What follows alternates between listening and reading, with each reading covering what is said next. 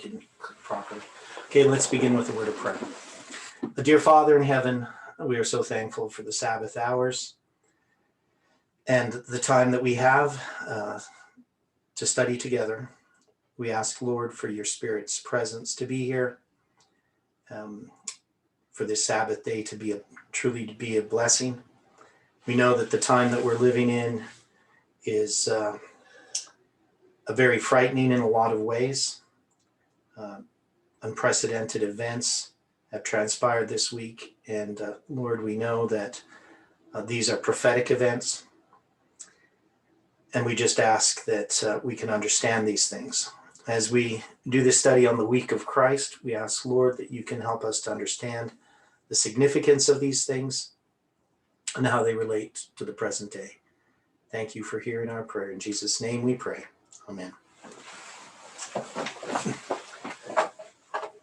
So first, before we get into the week of Christ study, I'm just going to show a little bit of this paper. I'm not going to go into it in detail.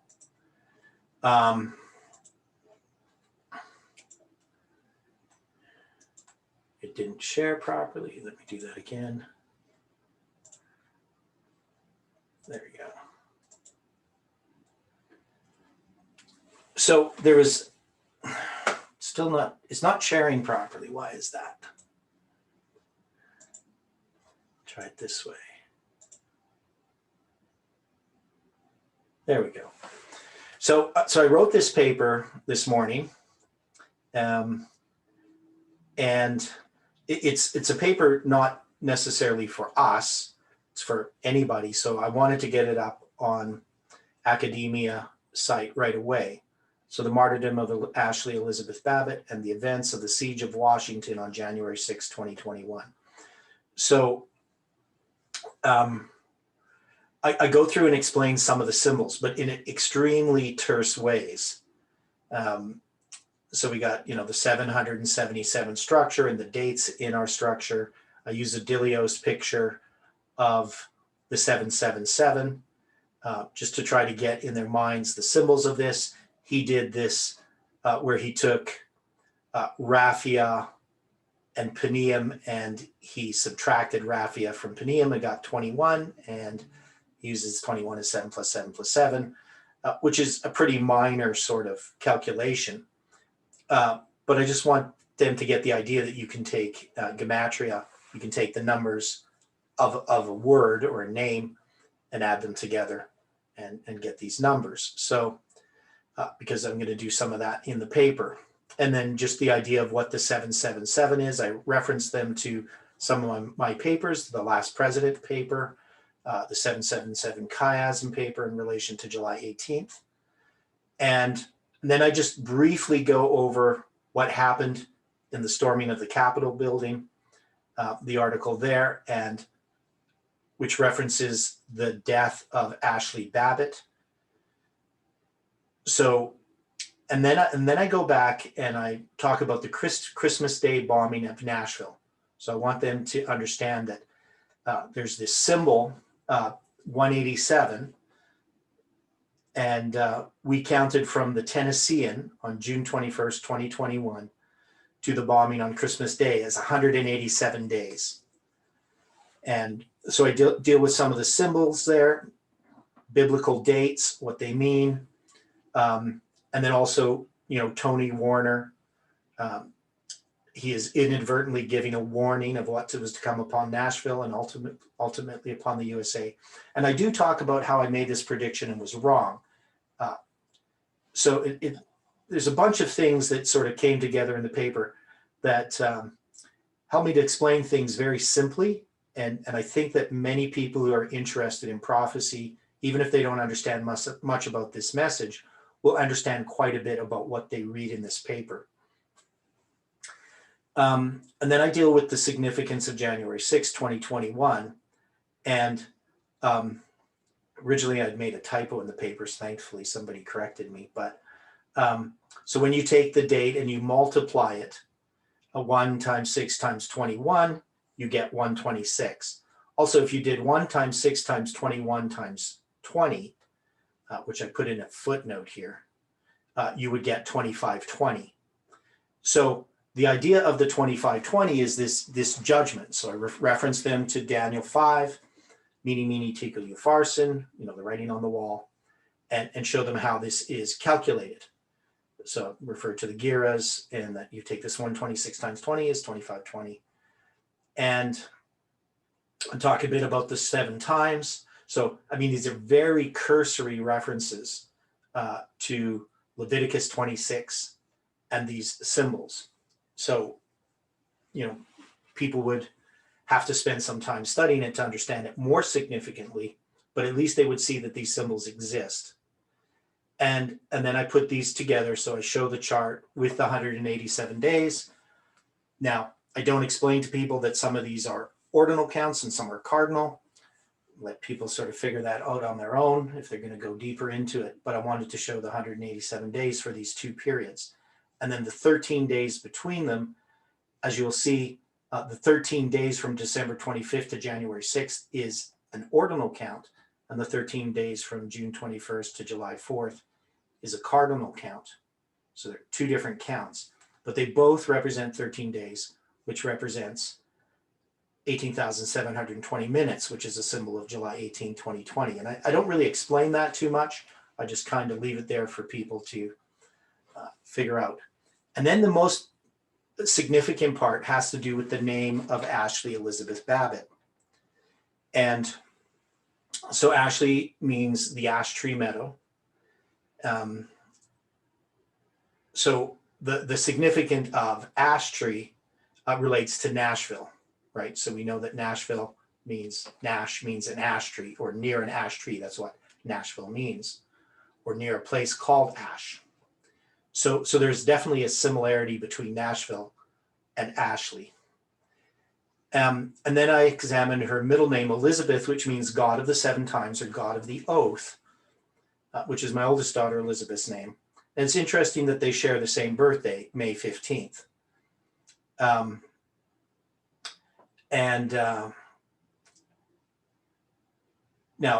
an oath means to swear 7 times. That's why it's God of the 7 times. You can see the word shabu or Sheba in that Elisheba, right? And then the name Babbitt, it's an old Anglo-Saxon tribe of Britain. The family lived in Suffolk. They had this name. So Babbitt refers to a person who comes from babe, but the name Baba, which is babe, it means it's a personal name meaning protector. So I'm not sure the significance of that per se, but that's what Babbitt is. It means protector. And then regarding the name Nashville, I already mentioned that. So there's a connection with ash. And then I go through the gematria of Ashley. So this to me is the interesting part. We have Ashley is 49, Elizabeth is 88, and Babbitt is 56. Now, some people were spelling Babbitt with 1 T, which would be 36. Theodore, Yep. can I just say one thing Yeah.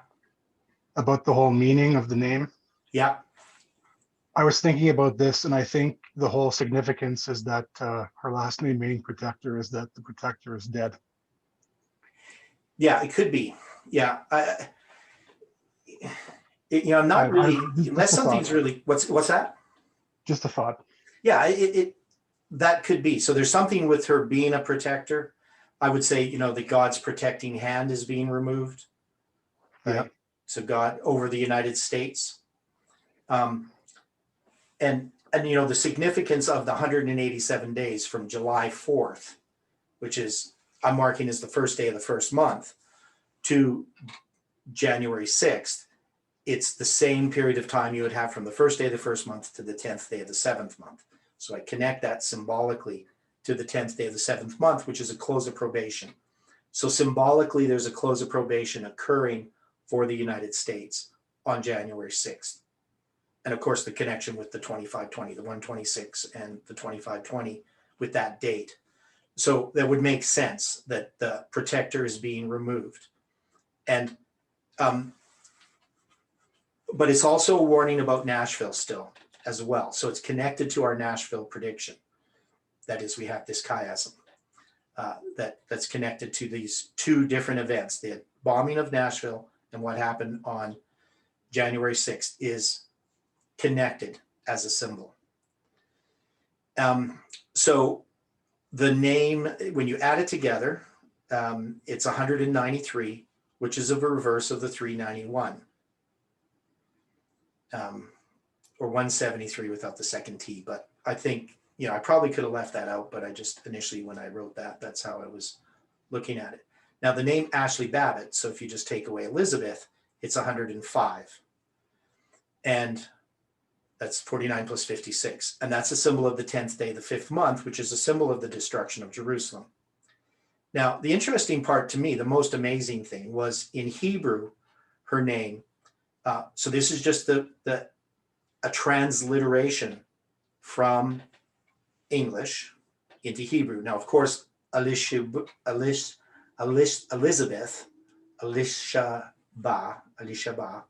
is already Hebrew.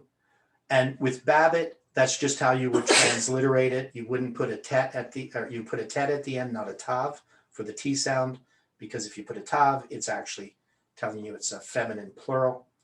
And so that's not what it is. So you go bet, yod. I know not everybody can read the Hebrew here.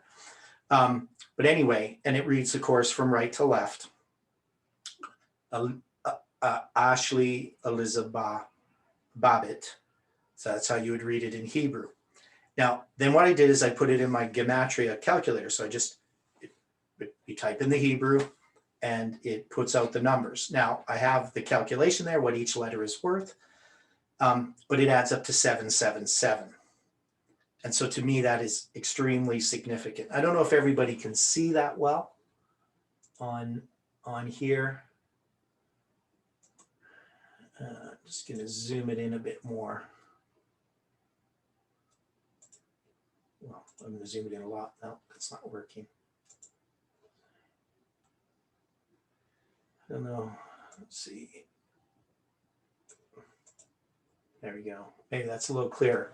So you can see Ashley adds up to 341 in Hebrew, Elizabeth 431, and Babbitt 23. And you add that together, it's 777. So all of this symbolism dealing with the 7 times and now the 777 becomes significant when we look at the name Ashley in Hebrew. So if I just take that name that I transliterated into Hebrew, it would be my tamarisk tree. That's how you would translate that.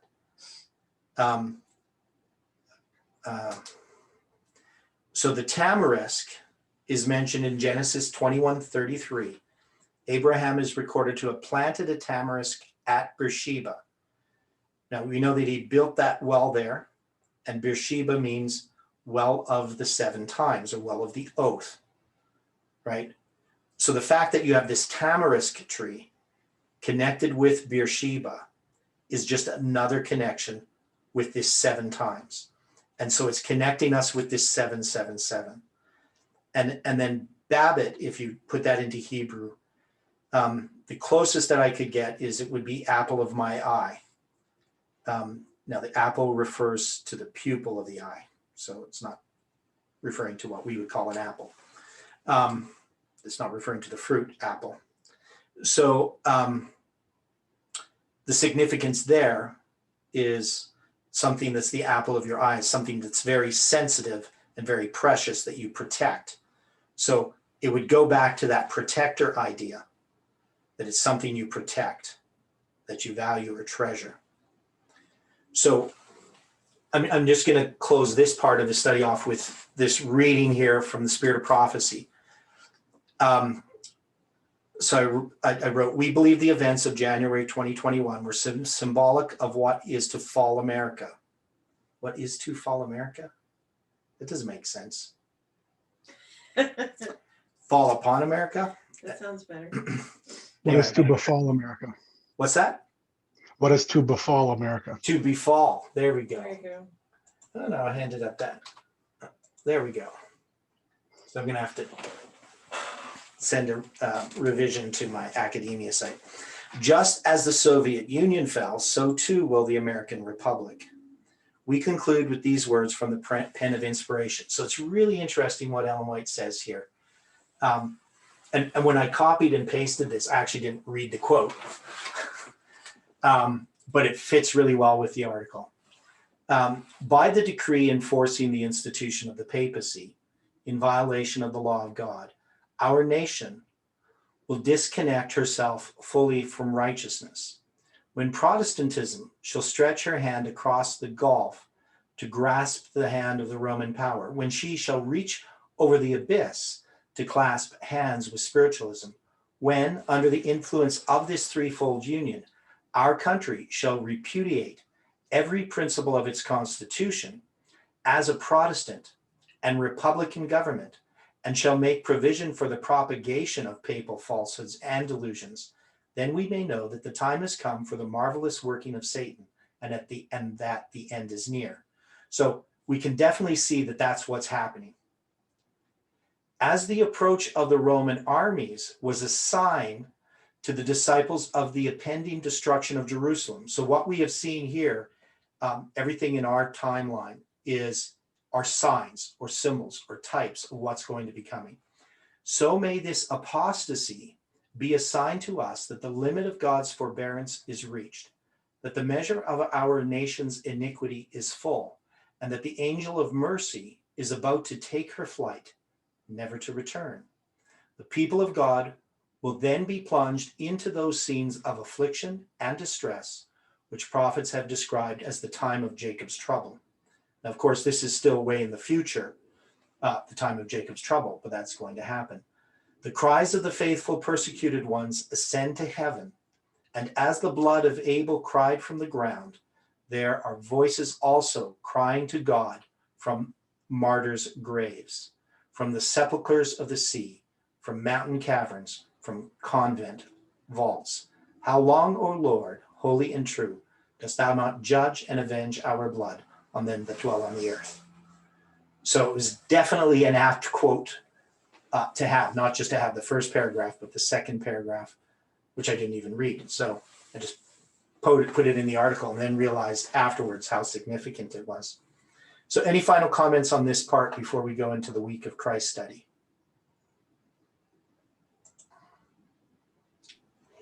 Just one comment. What happens to the to the First Amendment is typical of what happens during the Sunday law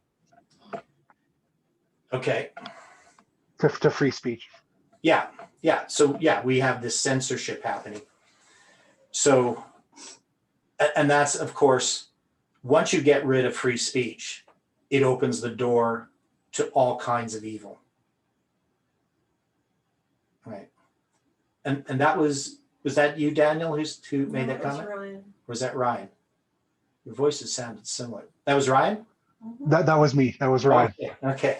Your voice kind of reminded me of Daniel's, but I wasn't sure. I thought it was you, and then I saw Daniel is there. So I thought maybe he had made that comment. You both kind of have the same low kind of tone to your voice. Anyway, thanks for that comment. It's a very good observation. So up there, I just have the Hebrew on the whiteboard of her name.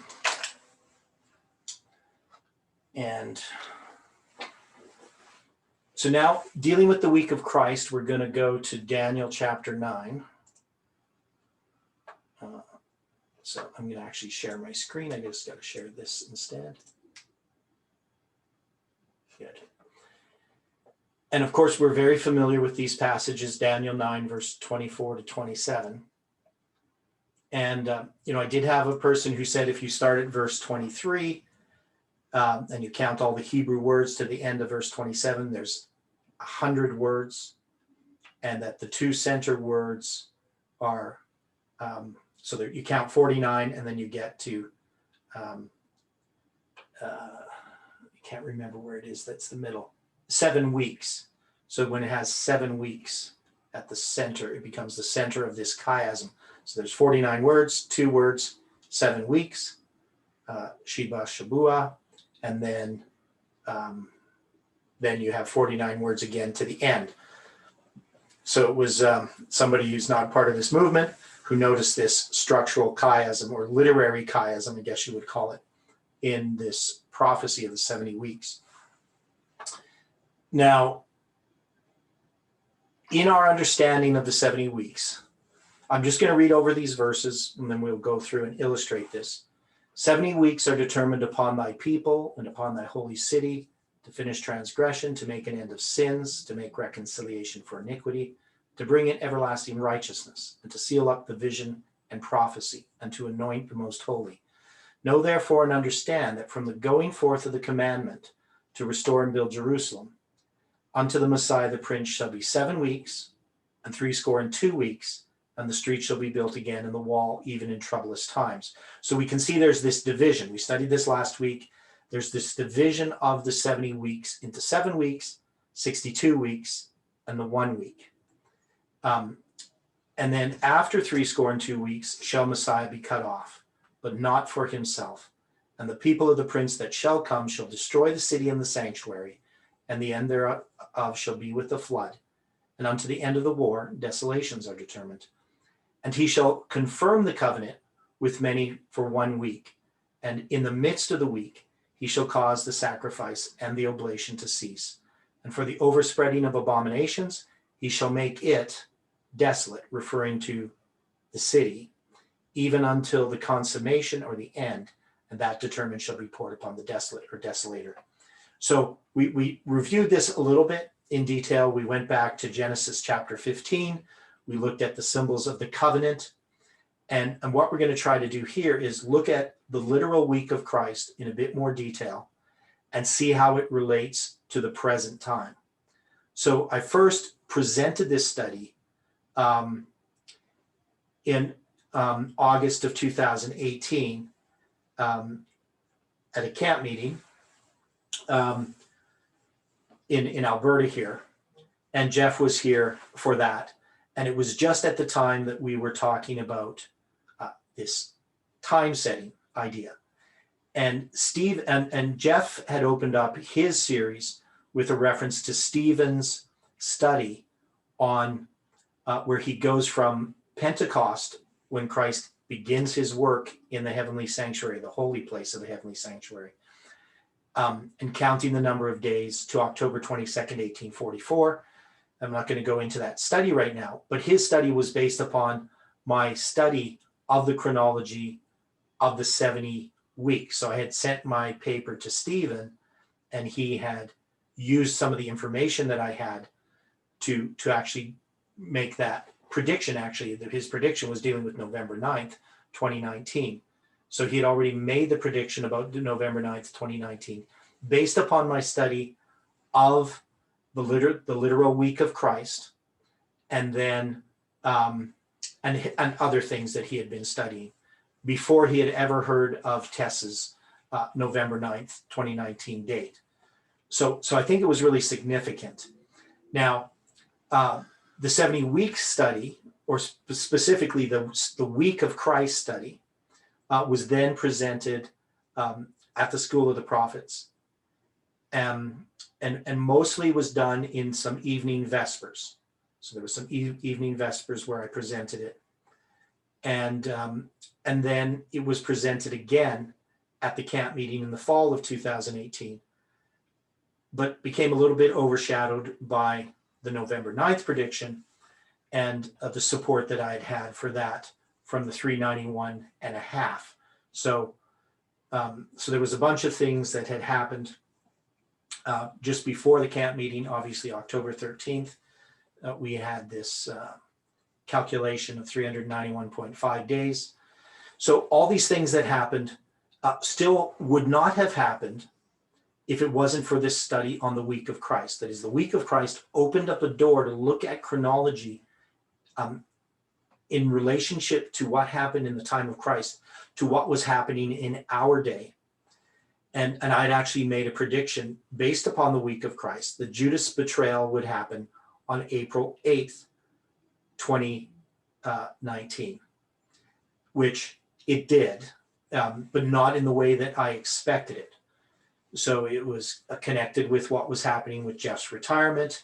And in that context, I now understand that the betrayal of Christ was actually, or the betrayal of Jeff, which is Judas's betrayal, was actually enacted by Bronwyn. So she was the one who betrayed Jeff, not Parminder and Tess. In the way that I understand the study of that, what happened on April 8th, 2019 is not Parminder betraying Jeff, but it's Bronwyn betraying Jeff, which is a pretty difficult thing to say, right? So it's not something that, I say lightly. I have lots of good reasons for it. So now what we're going to do is we're going to look at some of the initial ways just to understand this literal week of Christ. So some of these things people will have seen before, but it definitely doesn't hurt to go over them. So I'm going to go to this other screen here.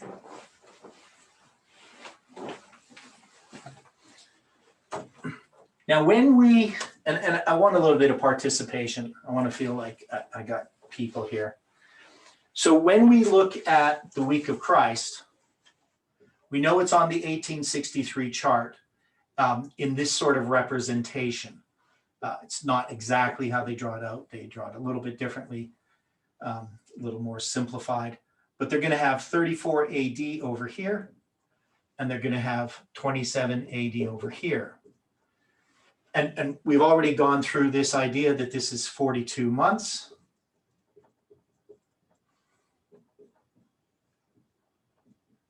And this is 1,260 days.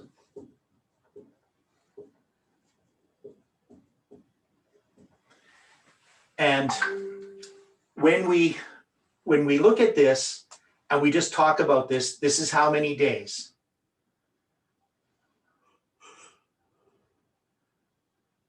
How many days from 27 AD to 34 AD? 2520. Yeah, so we would just call this a 2520. Now, you will have heard people say that there was 2520 lambs slain in this period of time. But people, and when I say people, all of us, we never really thought about exactly how many days this was. That is, we knew this was in the fall, and we knew this is in the fall, and we know that this is in the spring. But if we understand the biblical calendar, if you were going to count the actual literal days, symbolically you could say that. You could just say as a symbol, you have, 2520 lambs. But literally, it wouldn't have happened like that. That's because you have years that are 354 days in length, and then some years, and that could be a day or more or less, right? Because it could be 353 or 355 days in a particular year, or even 385 or 384 or 383. So you have basically 6 different lengths that a year can be. And so in here, you're going to have some years that have an extra month. And so to figure out exactly where that would be, we would need to know how we'd have to reconstruct the biblical calendar for this period of time. And then, if we counted back 1,260 days from here, we would find out where we would end. So we need to know when Jesus was crucified. Now we know that he was crucified in 31 AD, and it was on a Friday. And we know how the biblical calendar works. We know it was on a Passover. So it was the 14th day of the first month. And then if we're going to put it on our calendar, as far as the date, it would be April 27th, 31 AD. So this gives us a lot of information. Now, this is something I have known for about 35 years. So I've known this for a long, long time, that that's when Jesus was crucified, because I understand how Adventists looked at this history and how we dated the crucifixion of Christ. Now, what I did then is I I had to, if I know this date, I can count back in time 1,260 days, right? So, but before we even do that, when was Stephen stoned? So when did the stoning of Stephen occur? 10th day of the 7th month, Okay. 34 AD. And how do we know that? Because it was close of probation for the Jewish nation. Right. So it's the And for the close. Jewish- Right. So we got the 10th day of the 7th month. And this is the close of probation. That's not 10th day. 10th day of the 7th month. Now, the other thing is we know that the 2,300 days and the 70 weeks both begin on the 10th day of the 7th month. And that comes from the study of the chiasms in the book of Ezra. And these chiasms in the book of Ezra, one is it points to Pentecost, which is the day that Christ actually began his ministry in the holy place in 31 AD. And it also points to the 10th day of the 7th month as the beginning of the 70 weeks and the 2,300 days.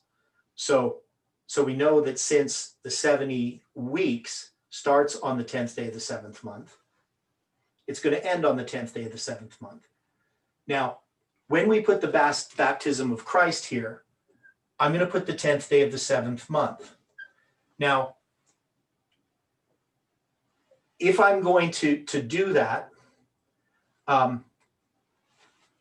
is this possibly wrong? Could it be some other date that Jesus was baptized other than the 10th day of the 7th month? No. Okay. Why would you say no? This would be the opening of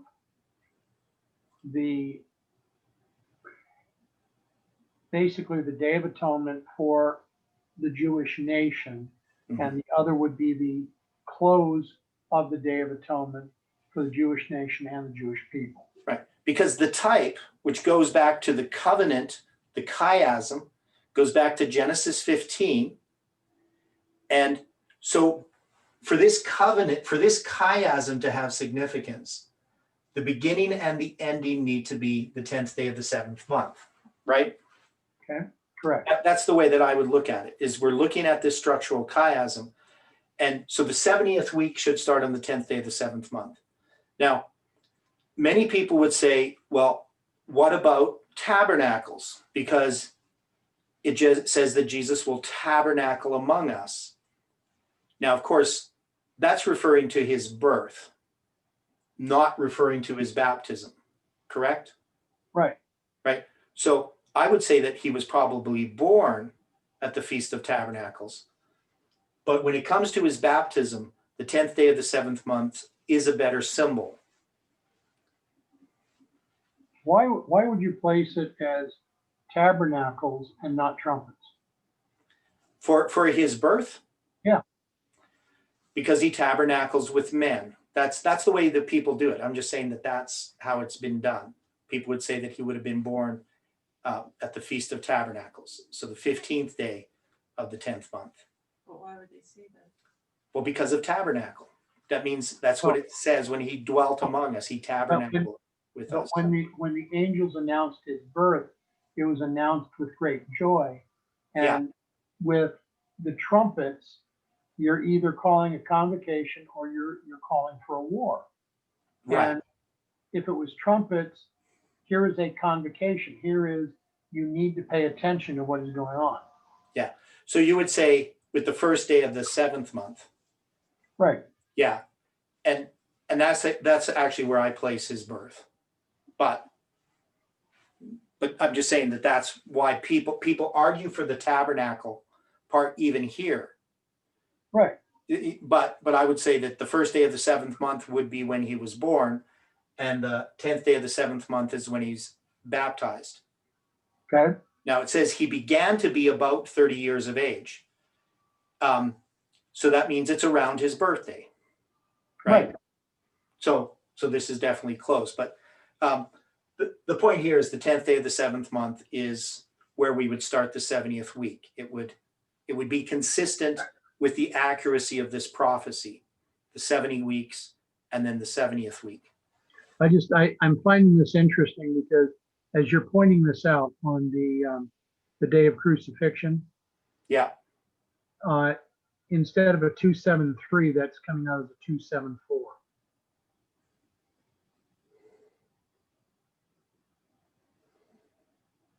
Oh, I see what you're saying. You're talking about here.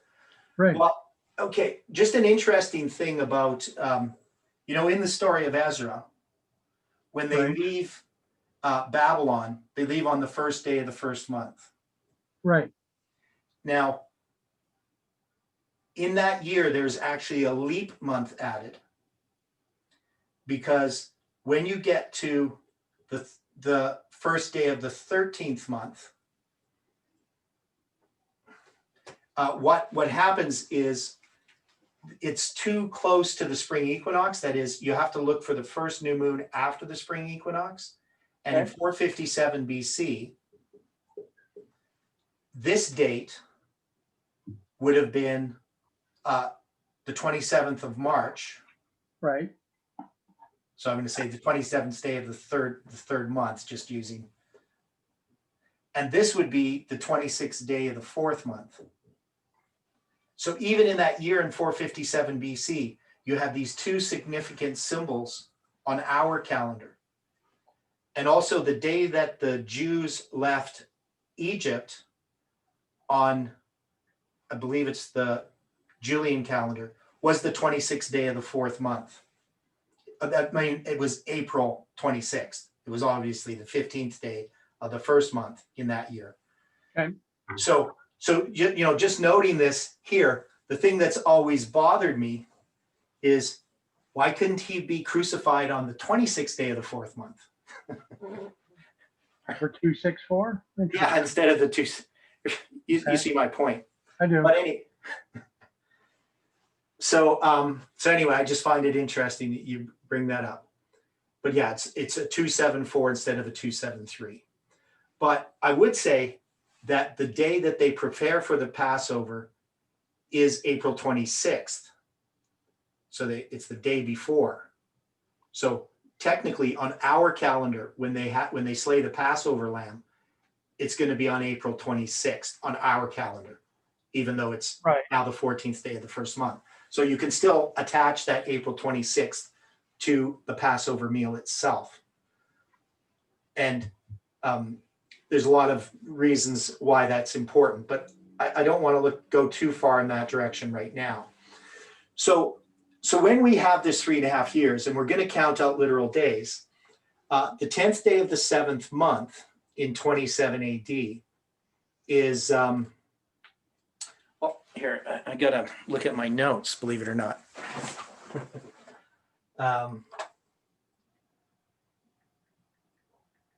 I think I know what the right answer is, but I don't want to get it wrong. You're looking for September 30? Yeah, I know it's September 30. That's yeah, that I know. It's not that date. It's the October date to go back to 1798. And so what I'll do is, October 8th? yeah, it's October 8th. I couldn't remember which date that was. I should remember these things, you would think, right? I can't remember everything. Heidi says I can't remember everything. Wow, that's true. Just put it on a musical scale. Yeah, right. Well, I still find numbers the easiest thing to remember, but there's a lot of them. So just gonna, yeah, here it is. This is what I want, just for myself to look at, because I got this calendar all laid out. So when we look at this, the date is September 30th. And yeah, the other one, no, it's October 15th. So yeah, October 8th didn't sound right, but so what I'm going to do here is I'm just going to put in, so this is October 15th. Now this would be 27 AD still, but this is when I count the number of days from the crucifixion and I go back 1260 days. It's going to bring me to this date, October 15th. Are you sure And- that's not November 15? Because that's on. Yes, it's November 15th. There you go. There you go. Yeah, just let me look at that again.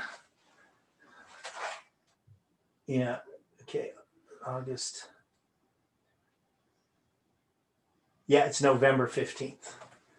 And it's the 27th day of the 9th month. So anyway, so it's November 15th. That makes more sense. So if I count 1260 days, and I was going to argue that there was 2520 lambs offered, I would have to place Jesus' baptism here, right? Because that's what people are saying.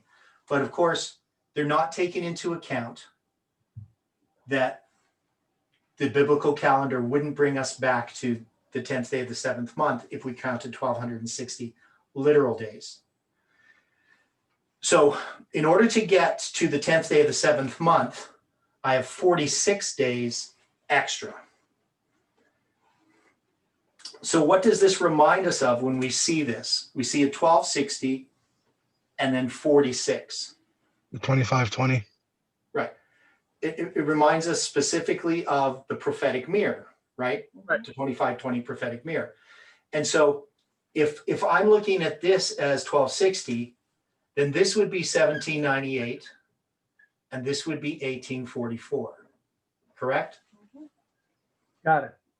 And you can see then that the date on the days going here are going this way. These are days. But what I'm doing is I'm going back here years. And so if this is 1798, this is 538. That makes sense? Yeah. So this to me was a real revelation when I noticed it. Because I thought, well, this just can't be happenstance. That we can go from the Day of Atonement to the crucifixion. And if we go back in time, we can lay a part of the prophetic mirror under here. Now, this date is September 30th, 27 AD. So the only thing about September 30th, 27 AD, this date doesn't mean too much, but we know that this date, the 10th day of the 7th month does, because in 1844, that's the principal date for 1844 is this 10th day of the 7th month, October 22nd. So we can look at this here and we can see that this is the prophetic mirror, but this is the literal week of Christ. So it's tying together a day for a year in a very interesting fashion. One is it's in reverse, not in the same direction. Now, I then counted 1260 days in this direction. And when I did that, I fell short of coming to the 10th day of the 7th month by 4 days. That is, from the crucifixion of Christ to the stoning of Stephen is 1264 days. Where on this side of it, it's 1306 days from the 10th day of the 7th month to the crucifixion.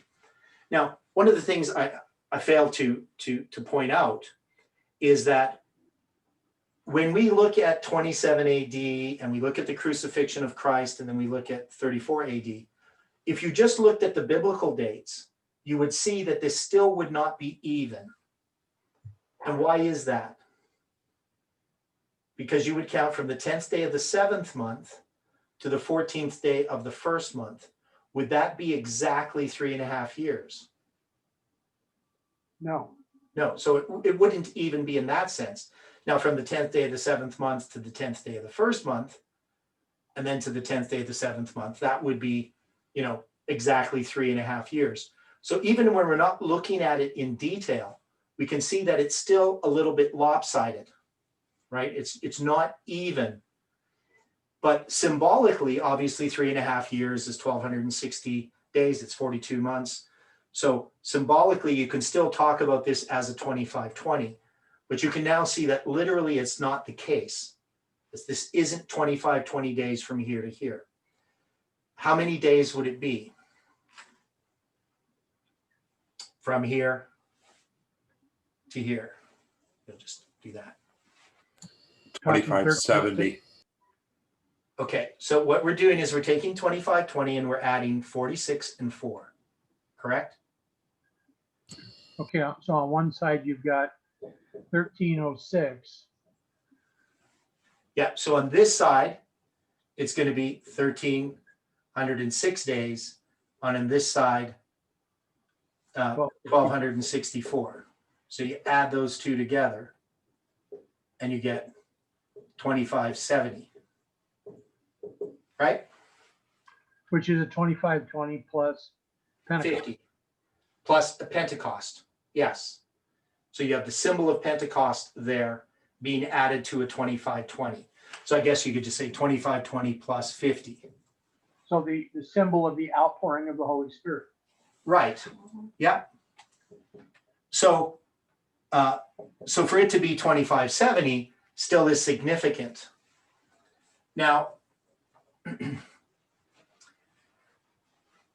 when we look at, and one of the things I just want to show that I found interesting is that we could look at it this way. Now, for some people, this helped them a little bit. But if you counted from the 10th day of the 7th month to the 14th day of the 1st month, how many days would that be if you just had prophetic 30-day months and 360-day years? How many days would that be?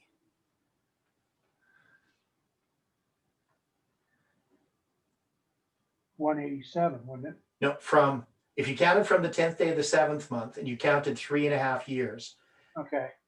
to the 14th day of the 1st month, you would just add 4 days to 1260. So if you looked at it this way, notice this is 1264.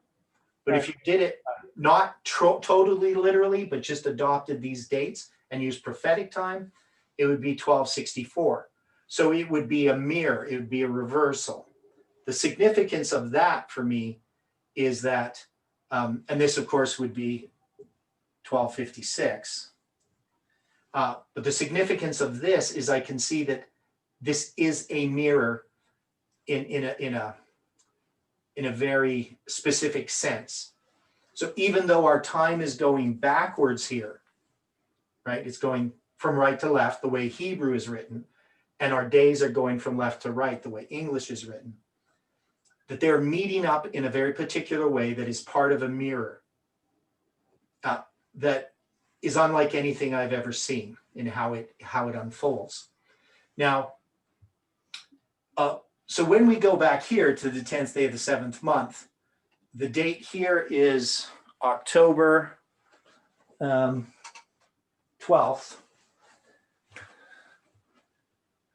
So this is October 12th. And this one here is October 8th. So I think that's where he was getting October 8th from. Now the symbolism of October 8th, what is the symbolism of October 8th?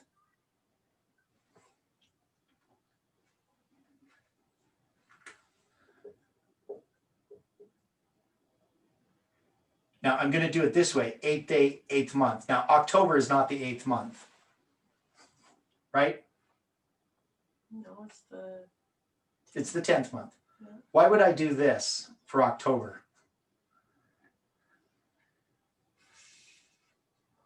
On this one, you got me. I don't know. Well, October used to be the 8th month. when? Right, That's why it's called October. right. Now, on the old Roman calendar, Oh, okay. it was the 8th month. So if I looked at a Roman calendar, which was in use in the time of Christ, this would be the 8th month, not the 10th month. So it's kind of interesting that that's the case. But this 8-8 symbolism comes from 2 Chronicles chapter 29 and 30, where we have the 8 days for the priests and the 8 days for the Levites to cleanse the sanctuary. And the interesting thing for me is when I was presenting this material in 2018, Jeff was trying to present the number 8, but he kept getting sidetracked. And he finally didn't get to it until we got to the 252 days from November 9th to July 18th. And then he was able to present it. And he presented some very profound stuff in connection with it. And then went to Brazil. When he came back, he had now basically renounced a lot of the things that he had taught regarding the number 8. So I'm not going to go into it, but it's just a significant point. Now, in Josiah Litch's prophecy, when you look at the events that happened on July 27th on one calendar, on the Julian, it's kind of hard to explain. But anyway, the 26th day of the 4th month on the Julian will sometimes line up in 1880s with August 8th, which is the 8th day of the 8th month. So we have this 8/8 show up all the time. And it is also the number of, if you go do the gematria of Elizabeth, the gematria is 88. So in that Ashley Elizabeth Babbitt that we talked about earlier, her name, which is, and her name means what? Elizabeth, what does it mean? Anybody remember? It was 7. God of the 7 times. Yeah. Right. And the gematria is 88. So there's a connection between the symbol of 88. Symbol 8 is also the number of the resurrection. So there's lots of things attached to the number 8. Now, of course, this date here is not a significant biblical date. It would just be the 3rd day of the 10th month, or pardon me, it'd be the 9th day of the 7th month, right? The other way around. Let's deal with it wrong. So it'd still be the 7th month, but it would be the 9th day of the 7th month. Now there is a symbolism in 9/7, but we're not going to go there. There's lots of different symbolisms that can be brought out. Now, the main thing though, is that this date here is the 10th day of the 7th month. And what is this date in 34 AD? What is it signifying? Stephen is stoned. Michael stands up. The beginning of his high priestly ministry.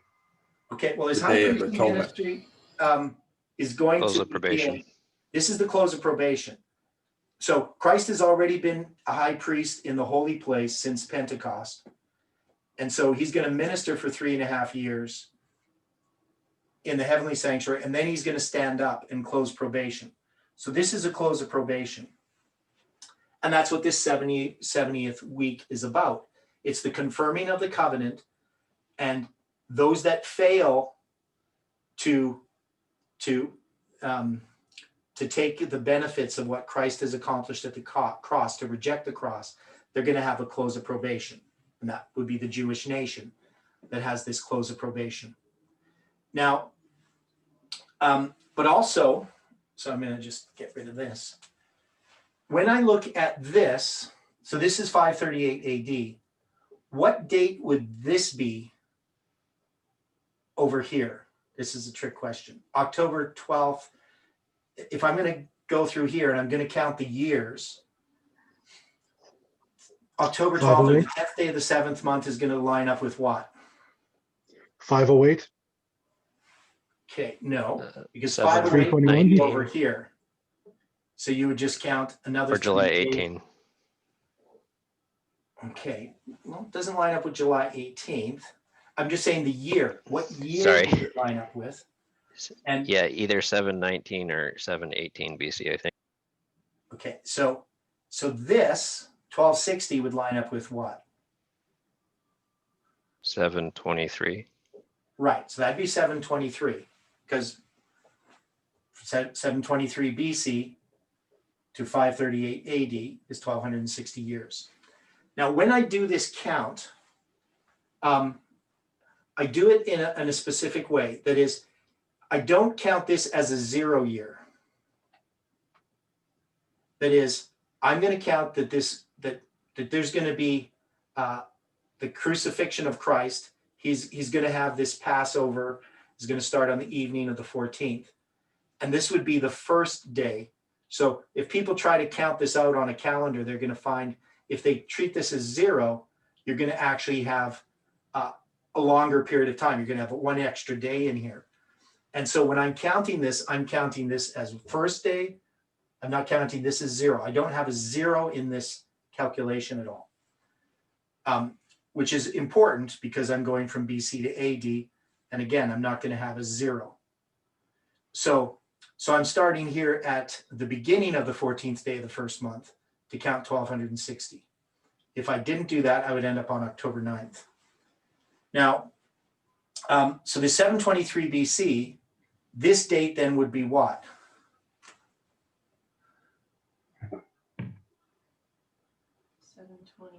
719, Okay, the other direction. 727. Okay, you're right. Now, 727 is connected with the events that we talked about of the Passover, where you have this eight days and 8 days, right? So that is connected with this date here. So this is the first year of Hezekiah's reign, because this is the 4th year. Does that make sense? Yeah. And so I'm not going to go into all the detail here because this was a really difficult thing to work out, and I don't want to confuse anybody's mind. But how Ellen White talks about it and how the Bible talks about it, I had to reconcile them. And it was very difficult to do. And then we would have to have, if I was going to go further here, we have 46 years here. How many more years would I want to go back here to get to 742? So that's the start of the chiasm, right? So 19. 19 years. So I would have another 15 days, and I would just add 15 days on to October 12th, and I'd get October 27th, 34 AD. So we have this period of 7 years, and then we have this period of 2,570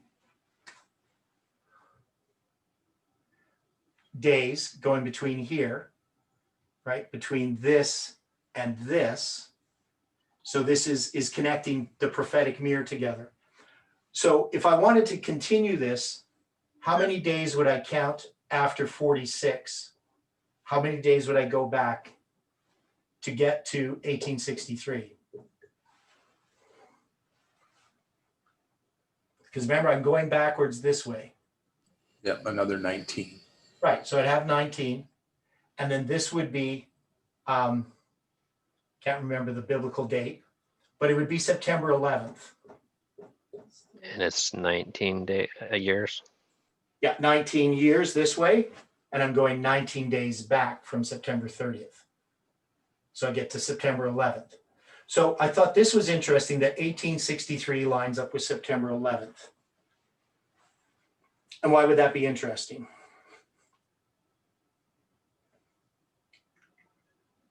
Because that would be the opening, 1863 would be the opening of the close of probation on the Adventist Church, and September 11th would be the final on the close of probation. Yeah, so it's tying Mhm. what happened in 1863 with what happens on September 11th for the Seventh-day Adventist Church.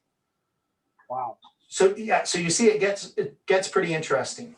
Now, I'm not going to keep going this way up here. I'm going to draw it down here just because I need more room. So now what I have is 1798 here. And then I'm going to have 46 years, and I'm going to have 1844. And then I'm going to have 19 years, and I'm going to have 1863. And of course, this is September 11th as a symbol, 27 AD. You said September 1. Okay, now, before I continue going this way, one of the things that became very significant, the first time I presented this, I presented it at Collins Bible Study. And I had laid out these dates on the bottom, and I had these dates on the top. And I was showing how the 10th day of the 7th month finds its significance in 1844. So the fact that this becomes the 10th day of the 7th month ties with 1844, and this ties with 1798. We can see that there's a correlation between the year here and the date that occurs on the biblical calendar here. Now, the question was asked, can I do this with other years? That is, can I take some year here and line it up with the date on the top and find a significance? Now, the date that I chose is the only date that to me would really matter. So let's go back to the passage there in Daniel. And I know it's hard for me to go to look at the chat comments when I'm up front there. I'm just going to see what people are saying. Okay. Yeah, so just, yeah, I could probably put some more of those details in my paper. Now, when we look at this story about Jesus being crucified in the midst of the week, what event does Daniel chapter 9, verse 26 and 27 connect it to?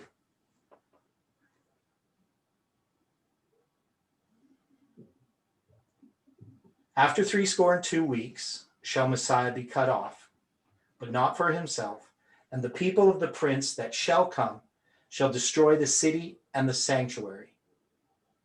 And in the next verse, it says, he shall confirm the covenant with many for 1 week. In the midst of the week, he shall cause the sacrifice and oblation to cease.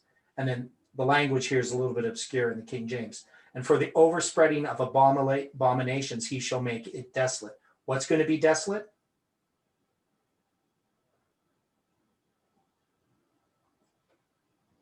What's being made desolate here? Well, I didn't actually share. There we go. So when we read this passage, what is it that's being connected to this week? Where does it lead to? Because Christ is going to be crucified in the midst of the week. And what event are they now referring to?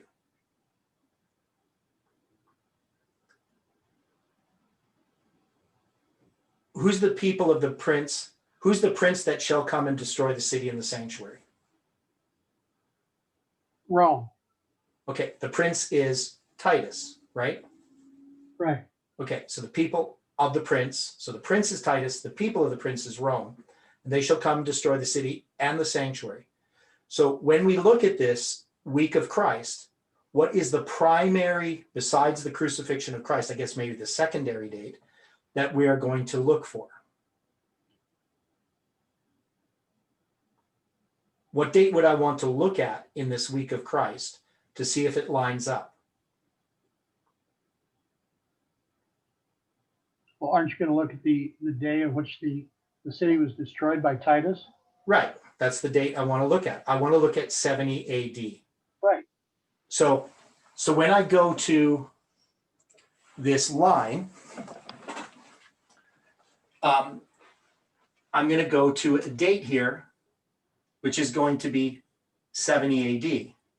And what I want to see is what date, 70 AD in this line of years, what date it is on the biblical calendar. Now, in order to do that, I can recognize that how many days are there from 70 AD, how many years are there from 70 AD to 538? 468. Right, so there's 468 years. And I'm going to start the 468 years by counting this as the first day. And I'm going to count to 468 days. And when I do that, I come to this date, which is, I believe it's August 7th, if I remember correctly. The point is, the date on the biblical calendar is the 10th day of the 5th month. Okay. So now, to understand how that could even possibly occur is, to me, just remarkable. So I'm looking at a, and I'm just going to make sure I got that August date right.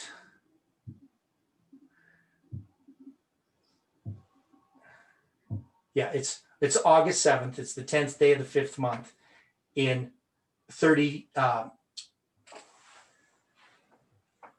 think it's in 31 AD. Yeah, 31 AD. So, which is that right? 31? No, it's in 32 AD. So it's in 32 AD. Yeah, because that's going to be 468 days later. So it's going to be in 32 AD. So it's August 7th, 32 AD. Now, Jerusalem was actually destroyed 38 years later, right? From this date. Right. So if we're looking at this, this is just the week of Christ. But the thing is, when I take these years and I put the year 70 AD in this line, it's going to line up with the date that Jerusalem was destroyed on the biblical calendar. Now, 38 years later, which is 2 times 19, you're going to come to the same date. The 10th day of the 5th month. It either aligns with August 6th or August 7th, depending how you do the calendar in 70 AD. I'm not going to go into that detail. But in this year, the 10th day of the 5th month lines up with August 7th, which is 468 days from the crucifixion. And so we now have a confirmation that this isn't just happenstance. The likeliness of this occurring, it's very unlikely. Not extremely, it's not impossible, obviously, but I have to take a year and I have to line it up with the only date out of a year. So that's a 1 in 365 chance that 70 AD is going to line up with the 10th day of the 5th month. Correct? Yeah. So just on the fact that we have all these other structures, the fact that that happened to me was significant to know that this is correct, that what I did and how I constructed this was correct. Now, so the next step was to go to look at this line and to see how it's, and we're gonna do this sort of, because I don't want to go too long today. So we're just going to sort of do this in a rough way, and we're going to go over this in more detail next Friday. But what I did simply is I looked at the shekels from Daniel chapter 5. And we know that we could count the shekels in 2 different ways. We could use a manna or a mini of 50 shekels or a mini of 60 shekels.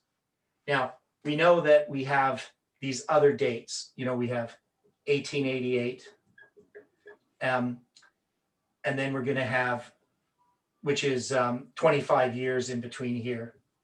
And then we're going to have 1989.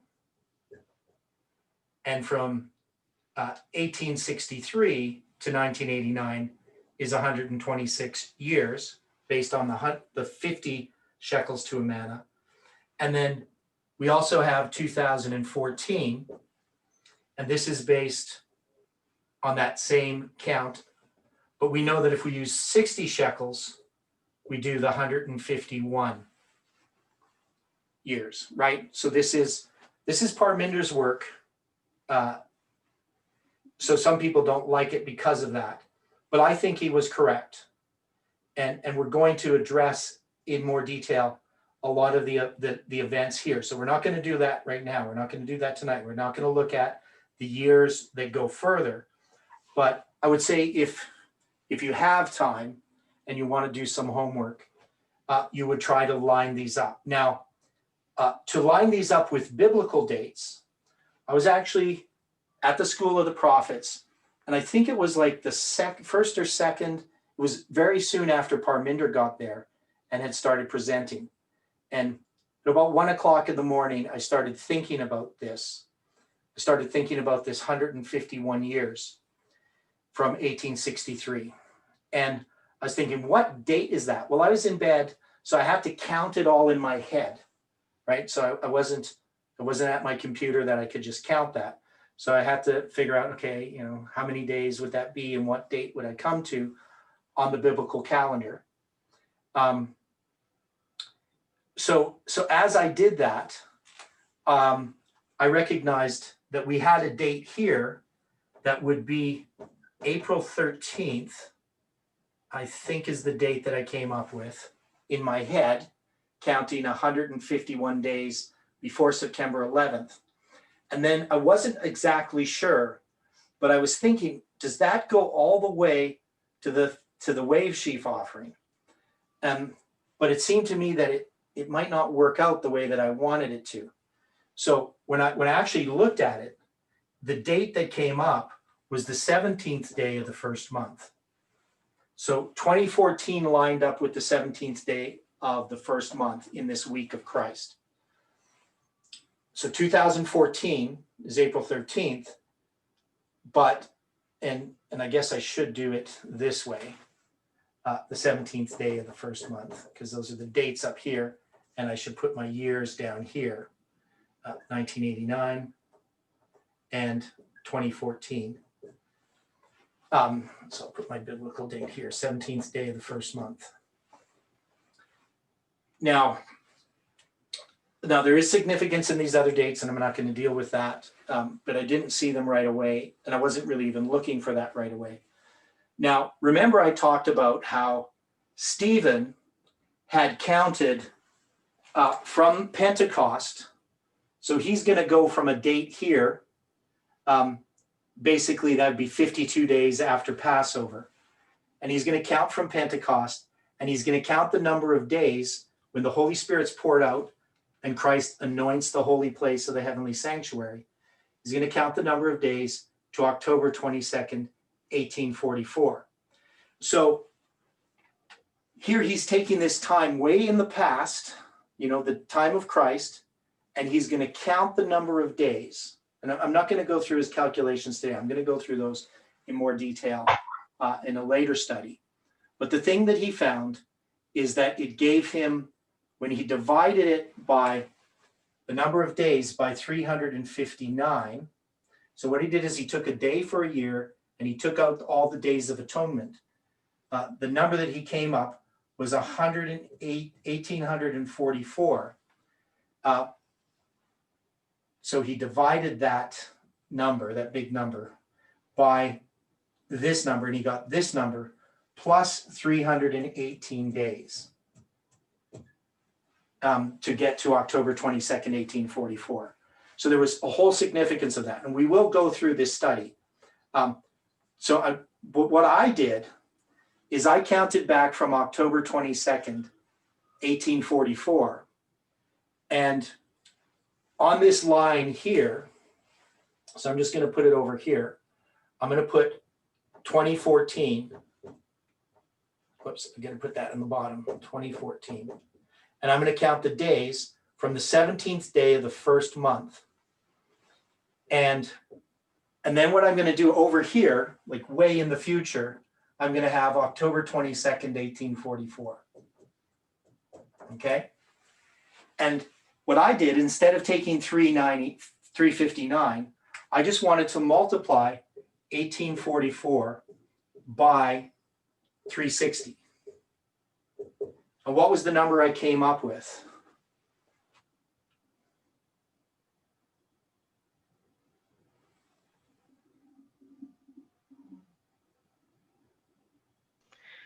$663,840.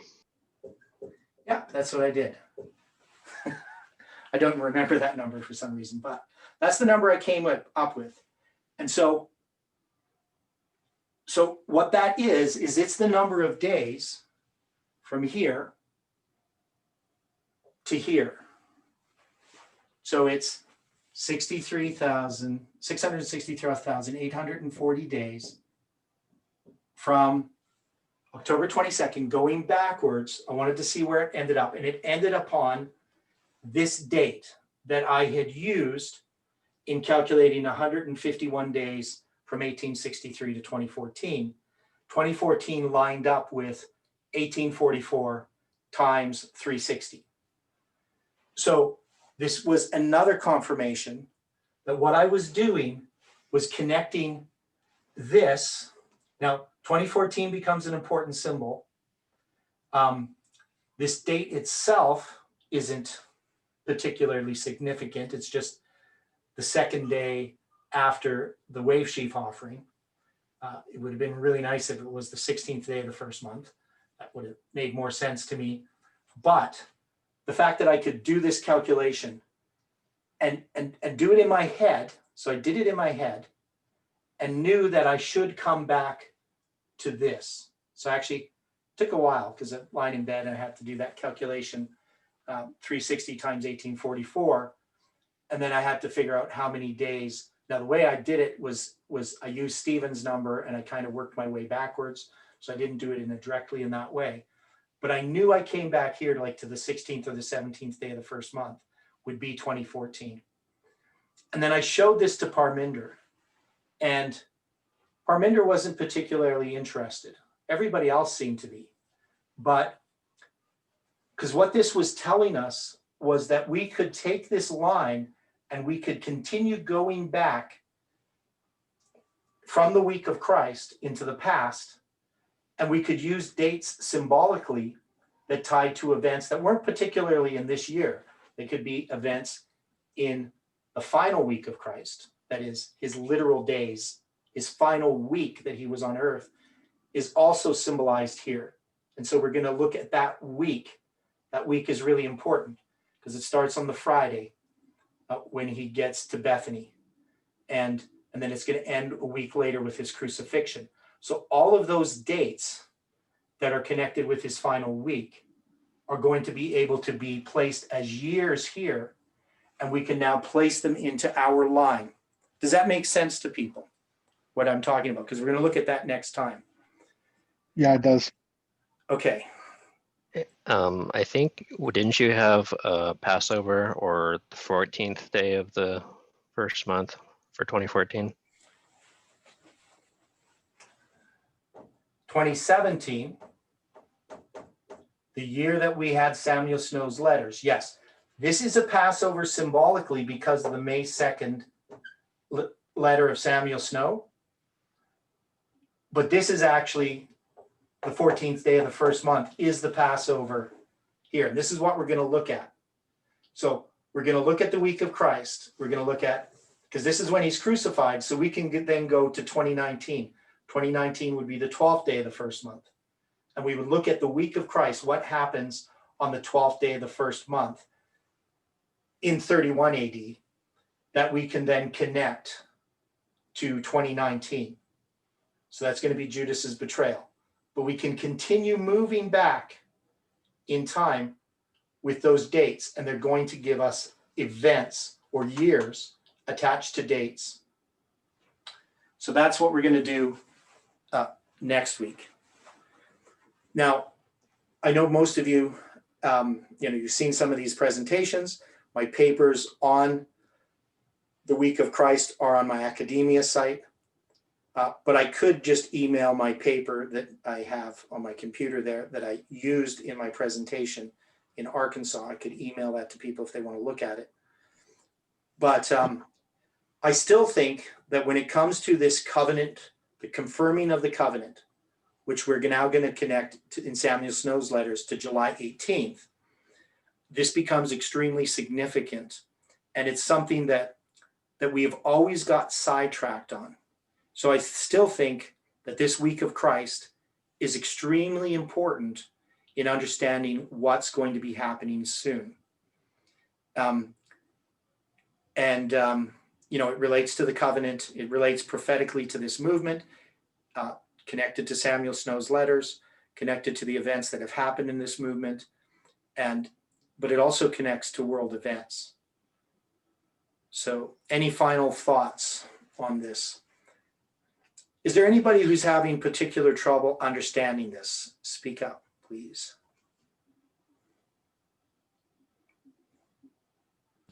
No trouble, just looking forward to seeing how far back and what it matches up with our future.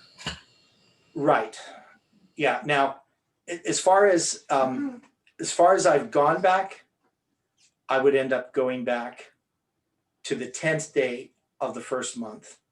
And that goes to 2021. And we're going to see why we look at things this particular way, what that means, what 2021 refers to. in the week of Christ, where the 10th day of the first month is. Because most people put it on the Sunday, but that's actually the 9th day of the first month. The 10th day of the first month begins at sunset. So when Jesus goes through the triumphal entry, we can see that's a type of the second coming. So, you know, the temptation is to sort of place the second coming in 2022, right? So I'm not saying we're going to do that, but we have to be careful as we sort of proceed backwards and decide what it is we can predict using this. But yeah, but that didn't answer my question. Anybody who's having particular trouble in understanding what we did with this week of Christ, or has any particular questions of how to understand this? So far, it seems fairly solid. Okay. Yeah. Okay, Just good. Send your paper in the email, then we can look at that. Yeah. You know, the thing that I found interesting is that back when this was first presented, almost nobody could understand what I was talking about. Like almost nobody. I think the only person who really understood it on any sort of level was Stephen. And part of the thing that was interesting is when I would present it, like people would just be almost upset of that they couldn't understand what I was talking about. And some of those people were particularly who were upset about it are people who left this movement along with Parminder. So it was kind of interesting. Now, there were some people receptive to it, but not many. Most people couldn't understand what was happening. It's interesting now that as we've gone through all this study of July 18th, this becomes a lot easier for people to understand now. But back then, it was just too much for people to take in, especially with all the other stuff happening. Okay. So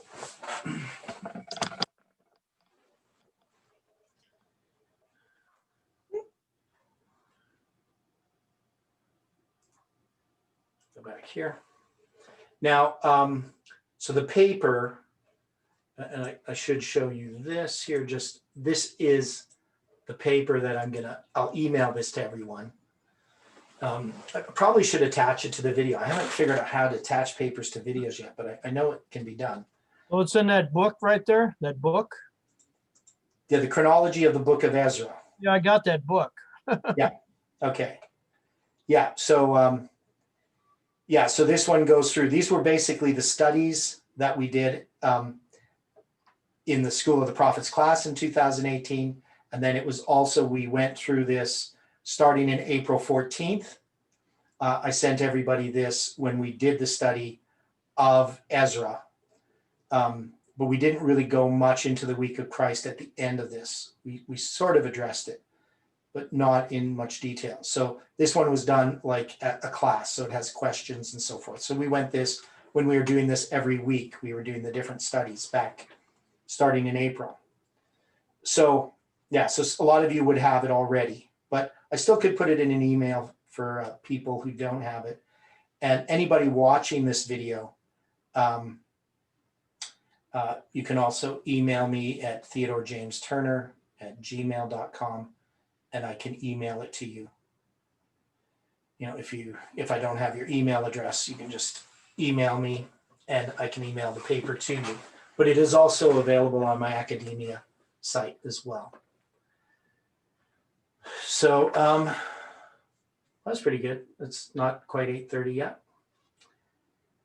So let's close with prayer, unless somebody has a pertinent question or comment that we need to record. Okay. Dear Father in heaven, we are thankful for the Sabbath, for the time that we have to study, to pray, to fellowship. And we ask for a special blessing this Sabbath, especially in the times that we're in. We know, Lord, that there's much that we have neglected in our personal life that we cannot now safely neglect. And we know that you understand our situation. You know each of the difficulties that we have. And we just ask, Lord, that we can persevere, that we cannot give up, in spite of the discouragements that surround us, and also the personal observation of who we are and what it is you're asking of us that seems impossible. So we ask, Lord, that you can work in our lives. Help each of us to have a blessing this Sabbath. Be with each person, the people watching this video as well, and bring us together again to study these things on the week of Christ. Help us to understand them through thy Holy Spirit. And we pray this in Jesus' name. Amen.